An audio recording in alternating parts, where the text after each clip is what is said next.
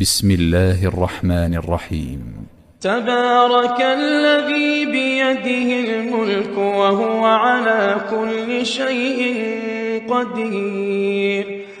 الذي خلق الموت والحياة ليبلوكم أيكم أحسن عملا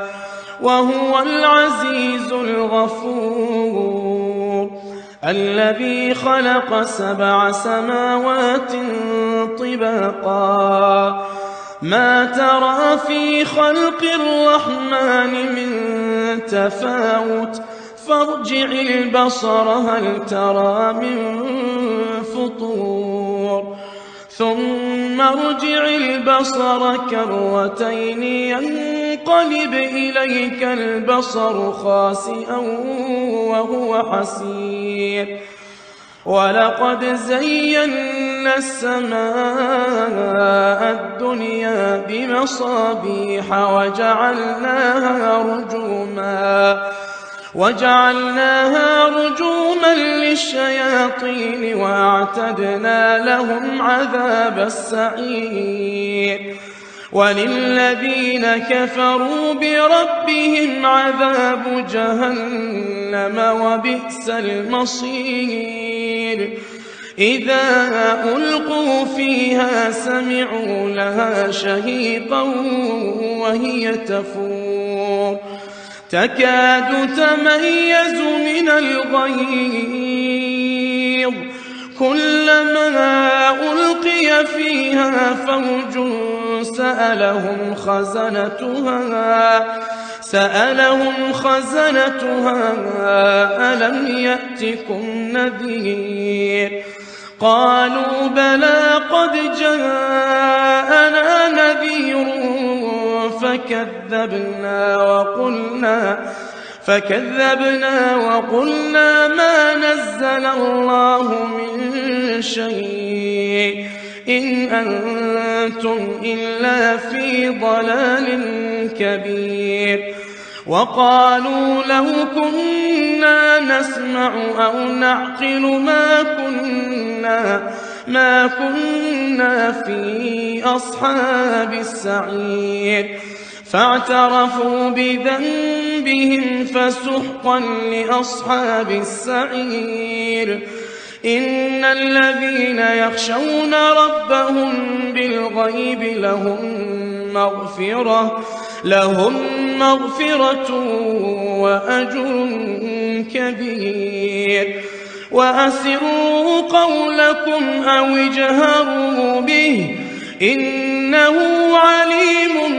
بذات الصدور،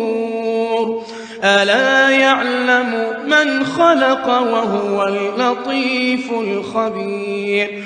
هو الذي جعل لكم الأرض ذلولا فامشوا في مناكبها وكلوا من رزقه وإليه النشور، أأمنتم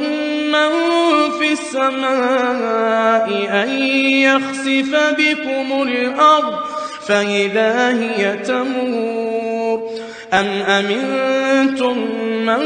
في السماء أن يرسل عليكم حاصبا فستعلمون كيف نذير، ولقد كذب الذين من قبلهم فكيف كان نكير، أولم يروا إلى الطير فوقهم صافات ويقبضن ما يمسكهن إلا الرحمن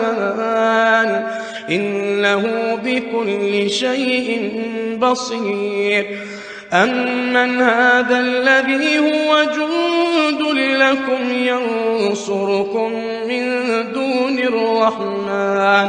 إن الكافرون إلا في غرور، أمن هذا الذي يرزقكم إن أمسك رزقه بل لجوا في عتو